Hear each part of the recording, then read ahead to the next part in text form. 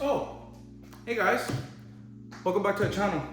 First of all, I want to thank everybody that has watched my videos and the ones that have subscribed. Believe me, I really appreciate you guys sticking in with me here. This path is pretty hard. New channel, me learning, try to do this things, try to record, getting comfortable with the camera. I always been a little shy and introvert in regards to filming myself, taking pictures, that kind of stuff. So this for me is a big leap. Please be patient with me. I know I'm gonna get better at it. I know I'm gonna get better at editing. I definitely know I'm gonna get better at talking to the camera and being more consistent in the things I say. Also, keep in mind that English is not my first language, and I'm doing everything I can here to make this content pretty much for everybody. Again, I appreciate you guys joining in the channel. I know I have a lot of good knowledge. I got a lot of good information that I want to bring to you guys. You just have to bear with me for a little bit until I get better, and I promise you I am gonna get better. I wanted to bring that up here first, but the video is not about this. The video is about what is wrong with my O2 wagon. So today we're gonna go through all the things that so far I know that I need to get fixed on this car to make it better. And I'm gonna make a list of those things, and little by little, as we go and progress on the channel, I'm gonna try to address those things and make this car, my dream, what I hope this car would be. By the way, I used to own one of these when I was in college. That's why I have a lot of love for the O2 wagons. I had an O2 as well back in college, same color. There were things that I wanted to do to that car that, due to my financial situation and broke kid out of college, right, or in college, I couldn't do to it. And then I had to sell the car because I was moving to the States. Now that it's pretty much when I was able to get another one like this. So this one I'm gonna try to make into the vision that I had when I was back in college. Make this car very nice, very good daily driver. And yeah, so let's start going through the things that we need to fix on this car. So the steering wheel, as you can see, it has the newer version 05, 07 style. The old steering wheel used to be like a 4-spoke type of steering wheel, made by Momo. I found this one. This is actually from a 2006 Impreza. So it doesn't have leather here like the STI and the WRX. It was like fully the rubber steering wheel. So I did the leather cover on it, which looks very good. And then also I had the Subaru logo here, and I put the STI logo. So it looks very nice. The only issue is, and this is like the first issue that I'm gonna try to solve, is that the cruise control and the horn, they're not working. The plugs were different, so at the time that I put this back together, I didn't connect those.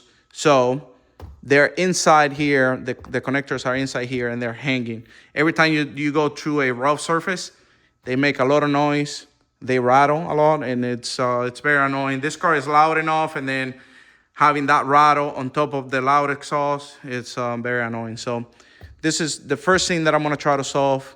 Try to reconnect the horn so I can have working horn, and then try to see if I can reconnect the cruise control. I don't really use it, but I wanted this steering wheel to be fully functional. So that's the first thing that I want to take care of. So next one is, let me open up the hood. The next thing is that when I rebuilt the engine, this car had head gasket failure.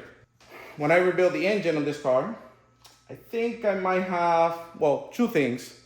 Maybe I forgot to add RTV to the cam cap that holds the cam seal. That is one theory.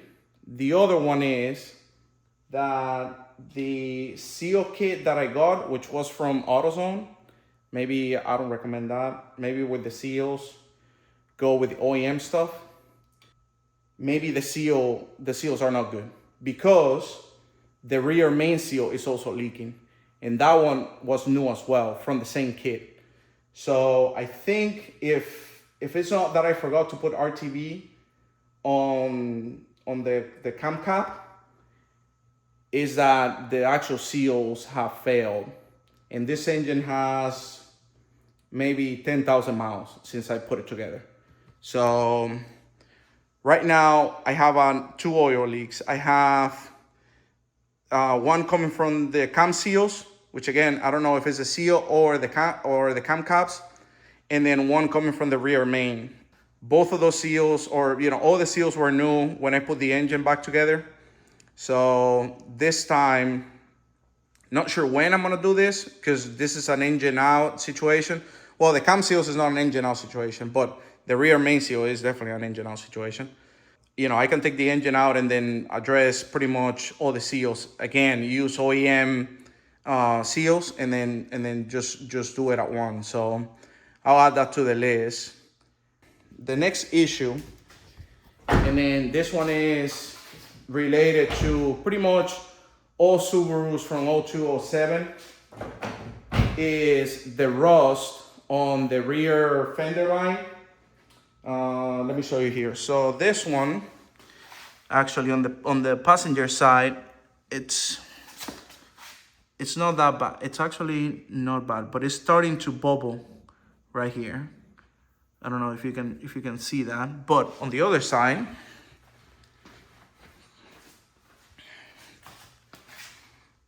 see, this one is pretty bad. See, this one has separated already from there, the seam right there. So that one is pretty bad. So they they made, I think Subi Saber used to make a kit that you will replace, like that replaces this whole thing right here. But I don't think they make it anymore. So I was looking online and it looks like on eBay, there are companies from China and other places too that they make this. So I'm gonna try to find a kit to repair both of those fender wells, and that will be before we repaint the car, because that's another thing, right? The car has is that the paint is in bad condition.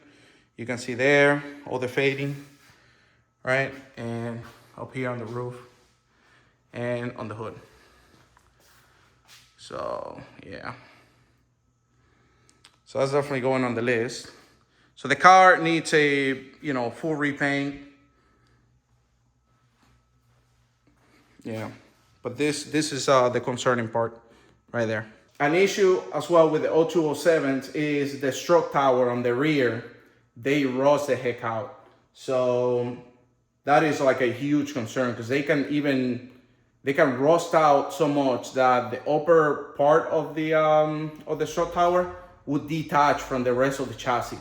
So today we're gonna check how the condition of the stroke tower in this car is, because I think that would determine if I keep this car and make it into what I want, which is a fun daily driver, right? It's a wagon, you can fit anything you want here, or depending on the condition, then I decide if this is gonna be my track car, my autocross car. But today, when we check the stroke tower on the wagon, then we're gonna determine if this becomes the race car or if I keep, with my vision of making this car the best it can be. So I'm gonna start tearing down the interior, the back portion of it, and just to take a look at how the stroke tower is, the condition of the stroke tower. So let's dig into this. Many unbearable hours later. All right, guys. After like an hour or so trying to disassemble the whole rear of the car, the interior section. I finally got one side remove all the trim panel. This is actually a very complicated job to do. So you gotta remove the seats, every single piece from the trunk or from the hatch area. You have to remove the upper side trim piece here. You can see there, like that whole thing. So you gotta unfasten the seatbelt from the top and the bottom, and then you gotta remove the lower panel here, which is held by this clips over there. See, I broke one there, but besides that, I was able to save pretty much the rest of them. Then there's this probably it's noise insulation, right? And underneath it, that's where the strut tower is. So whew, I'm nervous. So let's see how it looks. Hopefully it's not all rusted out. All right. Woo! Look at it. It's mint. Look, it's so clean. Wow. All right. Let's see how it looks from the front.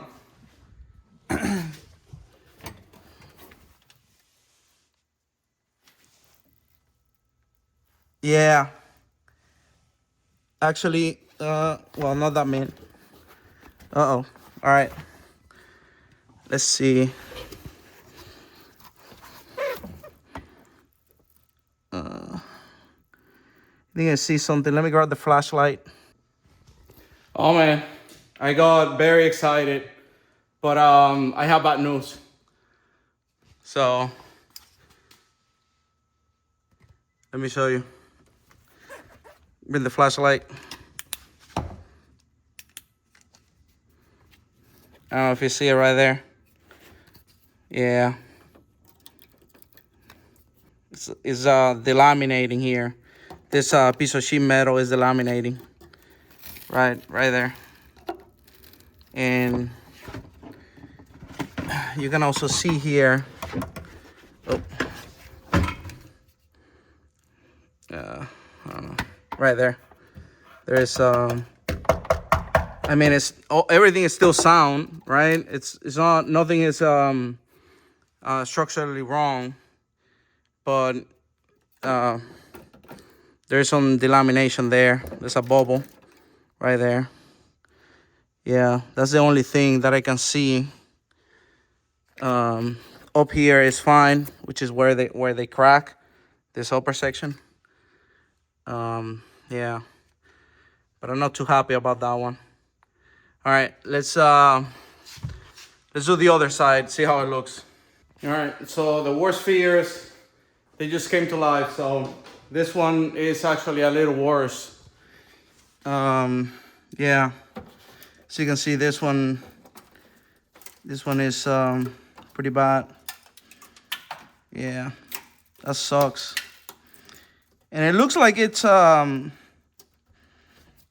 like on the inside, and I think it's because this insulation right here gets wet, like with humidity, and because it feels like it's damped. So I guess you know, with time, it getting damped, it creates this surface rust that eats through it. So man, I don't know at this point. Yeah. So I mean, it's not the end of the world. Let me see how the back looks.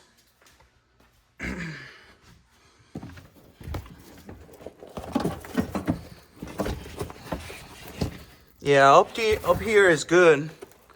Yeah, this is all good. So the strut is structurally fine, but yeah, I don't like it, to be honest.